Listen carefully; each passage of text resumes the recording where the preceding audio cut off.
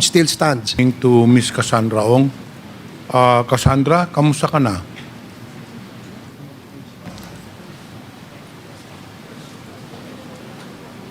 Okay lang po. Kamusta naman ang lagay mo doon sa detention center? Pinapakain ka naman Opo. 3 beses sa isang araw. Opo. Nananghali ka na. Yes po. Ngayon, anong tawag siya ng mga kaibigan mo? Anong palayaw mo, nickname mo? Kasi po. Kasi, okay. Kasi ang abogado mo po dito na kasama palagi si Atty. Topacio, hindi po ba? Yes po, pero today po si attorney. Okay. Ang tanong ko lang, paano mo nakilala itong si Atty. Topacio? Hindi ko po siya totally kakilala. Nakita ko lang po siya sa sa social. Sa social media. Yes po. So, Mr. Chair, paano mo na-contact si Atty. Topacio? Kasi pagdating mo dito, naalala mo, tinurn over ka muna sa NBI, hindi ba?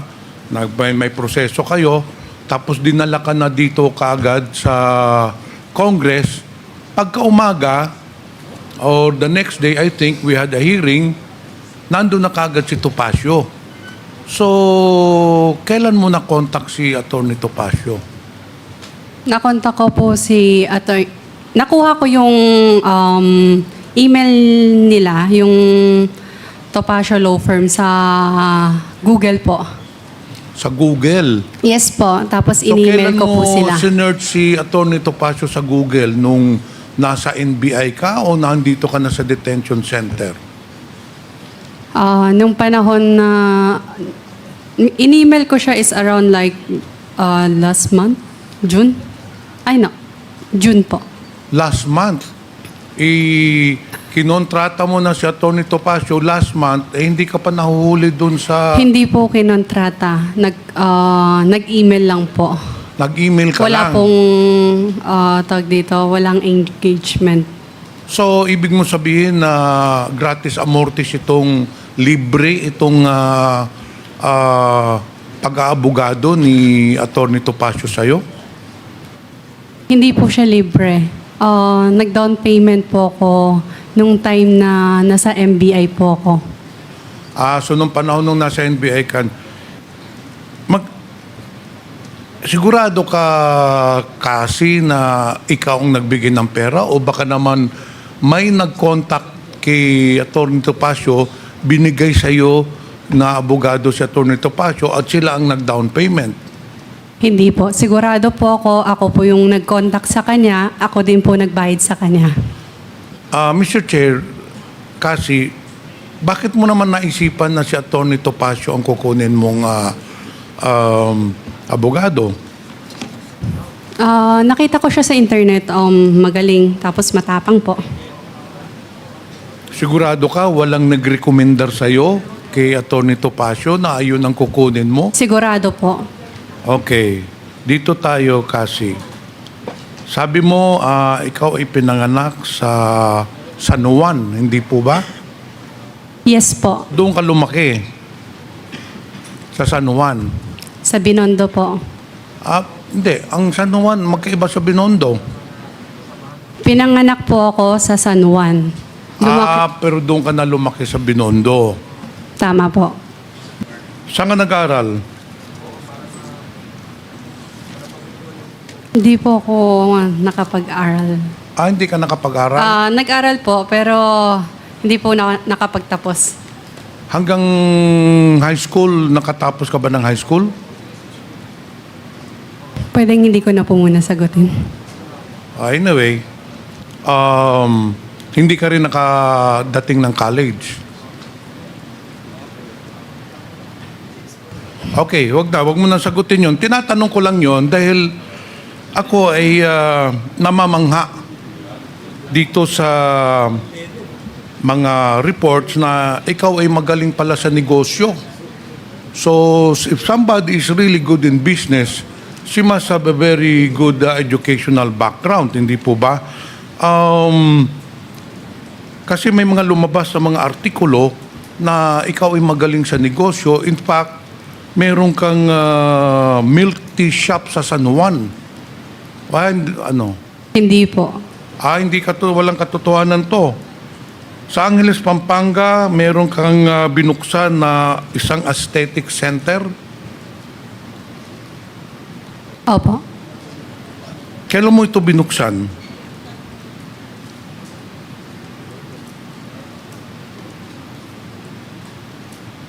Hindi ko po matandaan yung exact year. Anyway, ito wala kang kasosyo, sa iyo lang to. Itong aesthetic center sa Pampanga, Angeles, wala kang kasosyo o may kasosyo ka rito?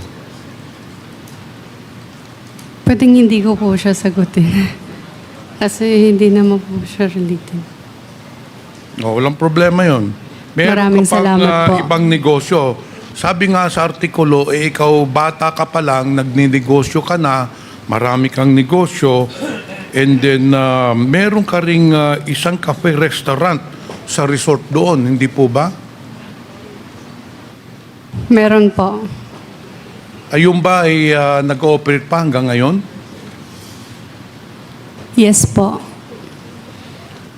Okay, dito tayo sa pagpasok mo ng Lucky South 99. Kailan ka ba nag-apply doon sa Lucky South 99? Nag-apply po regarding saan po? Nagtrabaho ka sa Lucky South 99, hindi ba? Sa papers po. Okay, paano ka napasok doon? Pwede mong ikwento dito sa komitiba, paano ka napasok sa Lucky South 99? I mean, mananrabaho ka, hindi ba? Hindi naman basta-bastang ikaw ba'y kinuha ng Lucky South 99 o nag-apply ka doon? Nung una po, sa amin po yung Lucky South 99 nung una po. Sa inyo? Opo, sa akin. Sa amin. Sa iyo yung sa Lucky South 99. Nung una Because- po. Nung una po, yes po. But according to Stephanie, nauna po si Stephanie magtrabaho doon sa Lucky South 99 and then nagpa-interview ka doon sa Lucky South 99 at nag-apply ka. May I know po kung kailan po ako nag-apply at sino po nag-interview sa akin? Oo. Opo. Sino ba nag-interview sa iyo? Hindi, pwede ko malaman kung sino po yung tinutukoy na nag-interview sa akin nung panahon. Hindi mo na rin isasagutin. Dito po tayo sa big boss mo. Hindi mo naman ma-explicar dito, hindi mo na ipapaliwanag dito paano ka napasok sa Lucky South 99. Pero as per record, nauna sa iyo si Stephanie, sumunod ka, and then eventually, ito ang nangyari po ay nung nakapasok ka na ng Lucky South 99, naging personal translator ka ng big boss ninyo na si Duan Renew, hindi po ba? Ninong ko po siya. Ninong, Opo. paano mo nakilala si Duan Renew? Best friend po siya ng mami ko. Best friend ng mami Yes. mo. Kailan po sila nagka-best friend ng mami mo? Paano po sila nagkakilala ng ng Duan Renew at ng mami mo? Po? Paano sila nagkakilala? Sabi mo kanina, Mr. Chair, kasi kaya ka napasok dun sa Lucky South dahil best friend ng mama mo si Duan Renew. Duan Renew, for the information of everyone, is the big boss of Lucky South 99. Paano naging best friend yung mama mo at saka ano? Gaano na China. sila katagal magkakilala? Sa China pa lang po, magkakilala na sila kasi sa China po pinanganak ang mom ko. She's a Chinese po. Okay. Yes. So doon nagkakilala ang mama mo sa China. At sa Opo. Duan Renew. Yes. Then Isang city lang eventually- po sila. So ibig mong sabihin, dahil ninong mo siya, ang mama mo ang nagpapasok sa'yo doon kay Duan Renew? No po. Kinontak po ako ng ninong ko kung pwede po akong tumulong sa kanya kasi hindi po siya marunong mag-Tagalog and mag-English po. Okay, correct.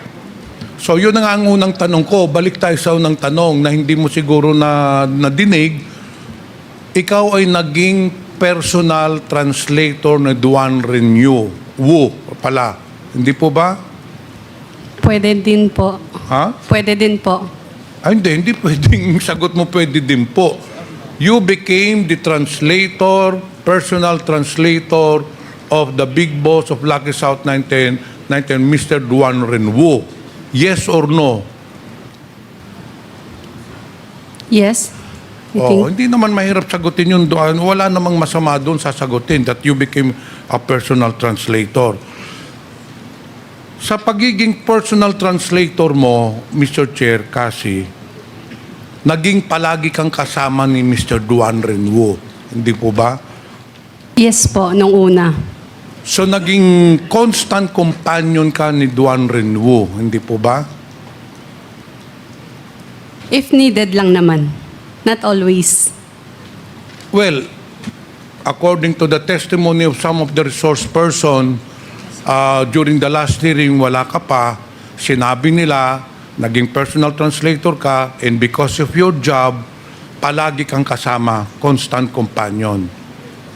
Again po, pag kailangan lang po, tsaka ako sumasama. And in fact, itong sunod ko na tanong, dahil palagi kang kasama, personal translator, kaya hindi marunong magsalita ng Tagalog yung sa Duan Renwu, sa dami ng transaksyon, totoo po ba ikaw ay tumira doon sa bahay o kung saan nakatira si Duan Renwu? Yes po. Saan po yun? Saan po yung tinirahan yung bahay na kasama niyo si Duan Renwu? Nung una po, kung saan po yung office. Tapos po, nung Saan huli, po ba yung office na yun? I think around sa Friendship Highway lang, pero hindi ko sure yung Sa address. Pampanga pa rin? Yes po. Okay. So, ilang taon po kayong nakatira doon ni Duan Renwu? Wu pala.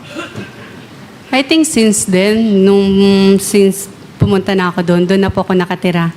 But sometimes umuwi din naman po ako sa Binondo. So 2019 ka nagsimula magtrabaho kay Duan Renwu, hindi po ba? Yes po. Okay, so 2019 magkasama na kayo, doon ka tumira. Sino po ba ang kasama ninyo sa tirahan ni Duan Renwu? Kami lang. Kayo lang, dalawa. Sa bahay po. But bahay nga. meron po kaming staff po. Okay. So totoo po talaga na dahil ka nakatira ka na doon, totoo po talaga pala yung testimonya ng yung dating resource person po dito na palagi kayong magkasama. Iisang bahay po pero hindi po lagi magkasama. Eh hindi, paano naman nangyari yun? Eh magkasama kayo sa isang bahay, tapos sabi mo, hindi kayo palaging kasama, eh paggising mo, nandun na yung Duan Renwu. Yes po. Pag natulog kayo, nandun na rin yung Duan Renwu. So halos araw-araw. Kasi sabi mo, as per your statement, doon ka nakatira, so araw-araw kayo nagkikita ni Duan Renwu, hindi po ba? Hindi araw-araw nagkikita. Iisang bahay po kami. Pero may sariling lakad po siya. May sariling lakad din po ako.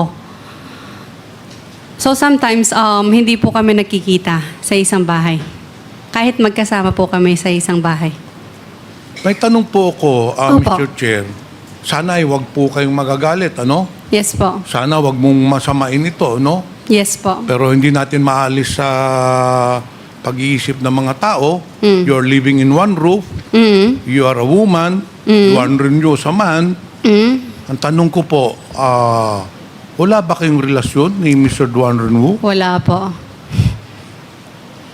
Kasi alam mo, na yung mga kasama mo sa trabaho dito, na nakausap namin, nauna po si Stephanie sa inyo, Mascareñas, magtrabaho, hindi po ba? Pero pagdating ho ninyo, you became very close to Duan Renwu. And eventually, si Stephanie Mascareñas, medyo naalis, hindi po ba? Pagpasok nyo, after a few months, nawala na si Stephanie. Hindi po totoo yan. Alam niya po sa sarili niyan. Well, anyway, that's a word of yours against hers, no? But anyway, yun ang tinestify niya dito. Ngayon, pagkawala ni Stephanie, Mascareñas, you started to become powerful dun sa Lucky South 99. Naging confidante ka ni Mr. Duan Renew to the point na ginawa kang incorporator, to the point na ginawa kang yung mga cheque nilagay na sa mga pangalan mo, to the point na ikaw na po ang nagdidesisyon ng mga lahat ng galaw, lahat ng mga gawain doon sa Lucky South 99, hindi po ba? Correction lang po. Nag-invest din po ako doon. Naglabas po ako ng money for that po. Magkano naman po ang ininvest ninyo doon? Pwedeng hindi ko po sabihin. Medyo, it's private po eh. Pagpalagay po natin, ballpark figure lang, nasa 1 million, nasa 100 million, nasa Pwedeng hindi ko po 500 sabihin. million. So ilang porsyento po kayo doon? Saan po? Which company po? Yung Lucky South 99. Yung Lucky South 99 nung una, maliit lang po. Pero po, again, hindi po ako naging incorporator po ng Lucky South. So anyway, dun sa investment mo, Yes po. paano ho ang, kasi investment yan. Yes. A person invests in a business, ang objective ay para kumita. So I'm sure na almost 5 to 6 years, doon ka sa Lucky South 99, sabi mo nag-invest ka, so gaano ang dividendo ninyo or yung income mo nung doon sa investment mo, ilang beses ka binibigyan sa isang taon? Pwedeng hindi ko muna i-disclose po yan. Well, but we a substantial amount because yung operations ng Lucky South 99 ay napakalaki, no? In fact, the assets, everything, malaki po. Dito po tayo sa ano, meron nung ni-raid sa Porac, Pampanga na yung mansion complex. Alam nyo yun, di ba? Yes yung po. merong mga villas, yung may lake, tapos may villa sa gitna. Yes po. As per record po, lumalabas yata na sa inyo po yun. Opo. Lahat ng investment namin, lahat ng kinita po namin nasa Pilipinas po. Hindi, tinatanong ko lang. Sige, wala na. Tinatanong ko lang, sa iyo yun, gano'ng kalaki po yun? Opo. I think 3 hectares po. 3 hectares. 2 to 3 hectares. Sa tingin mo, magkano na ang halaga nun? Hindi ko po sigurado. Sa tingin ko po at saka sa assessment ng ibang ahensya po, nagkakahalaga po ng 2.5 billion pesos ho yun. 2.5 billion pesos. Napakalaking halaga for a 24-year-old. So, yun po ang isang mga katanungan po dito sa komitiba na lumalabas. You have ikangang kumita ka talaga na malaki doon sa operations ng Lucky South 99. Again, To have that investment of 2.5 billion pesos, malaki ho ang kinita nyo sa Lucky South 99. And it just shows, Mr. Chair, that Cassie is heavily involved in the operations of Lucky South 99. The fact that her name appears in the several documents, the fact that she has amassed several billions of pesos of properties just shows that she is really part owner of Lucky South 99. Hindi po ba? wala po akong kinalaman sa operational ng Lucky South 99. Again, nagpapaupa lamang po kami at wala na po. Maliban sa paupa, wala po akong kinalaman sa Lucky South 99 or any POGO or operational ng POGO po. Okay, doon po tayo kasi, Mr. Chair, nagpapaupa lang kayo sa Lucky South 99. Opo. Magkano bang upa ng Lucky South 99? 500 per square meter. Ilang square meters yun? Sa bahay po yun. Yung bahay is 3 hectares, around 2 to 3 hectares po. Ano klaruhin natin? Ano bang pinaparentalan mo? Yung sa Porac, Pampanga o yung sa Porac, mansion Pampanga complex? po. Yung sa mansion complex? Hindi po. Iba po yung mansion, iba po yung office po. Okay, yung sa office, ilang hectares yun? Ilang square meters? Yung sa office, I think, nasa 7 hectares. 7 hectares? Pwede ko po i-double check. That's the land area. Kung 7 hectares, 7... Pero yung mismong, i-check ko po para sigurado. Ano yung 500 per square meter? Every month ba yun o yearly? Per month. Per month? Aba, sa 7 hectares, 70,000 square meters times 500, that's 35 million. Ito-double check ko po kung gaano kalaki po yung building mismo. Hindi, yun ang sinabi mo. So, you're... Opo, yung lot, 35 yung million. lot po is 7 hectares po. Kayo I pa think- ba may-ari nun, nung 7 hectares na yon? Hindi po. Sa Cruz family po. Paano ikaw, bakit ikaw ang nagpaparenta nun? Sa Cruz family pala yun. Meron po kaming kontrata na may nangyari lang po. Pero as of now, hindi pa po siya sa amin. So ano ang kontrata ni Sasa nakasaad doon sa kontrata ninyo? Contract to sell po. Kaso nagkaroon lang ng konting problema. Ayun po yung hinahawakan ni... Contract to sell. Yes po. Ayun po yung hinahawakan ni... So, ilan taong ka nagpaparenta niyang lupa na yun na 7 hectares? Ilan taon? Bali, nag-start po siya sa maliit na... Bali, may phase 1, phase 2, phase 3 po siya. After kumita ng phase 1 po, tsaka lang binild yung phase 2. Tapos after kumita ng phase 2, tsaka lang nag-build yung phase 3 po. Okay. Opo. Yung lupa... Lahat po yan mache-check yung po. lupa kay Cruz family, pero yung kontrata ng lease, yung lease contract, sa'yo, it's between you and Lucky South 99. Ganun Yes. po ba? Ngayon, binabayaran ka ng Lucky South 99 ng rental. Binibigyan mo ba yung Cruz family? Nag-i-installment po kami. Ang usapan po namin with their father, si Roberto Cruz, installment po ang lupa. Pero hanggang ngayon, di pa nyo nababayaran. Nagkaroon lang ng konting problema. Ayun po yung kasong hinahawakan ni Attorney Harry Roque po. Alam mo, kasi Opo. sa tingin ko lang at saka sa isipan ng mga tao dito, hindi po kami naniniwala na hindi ka involved dun sa Lucky South 99. Kasi kung nagpaparenta lang po kayo ng lupa, hindi ka kikita ng bilyon dun. Tatanda ka na lang tatanda, hindi ka kikita ng bilyon. But the fact that you're able to purchase a land worth 2.5 billion pesos, hindi lang rental po ang kinikita ninyo doon.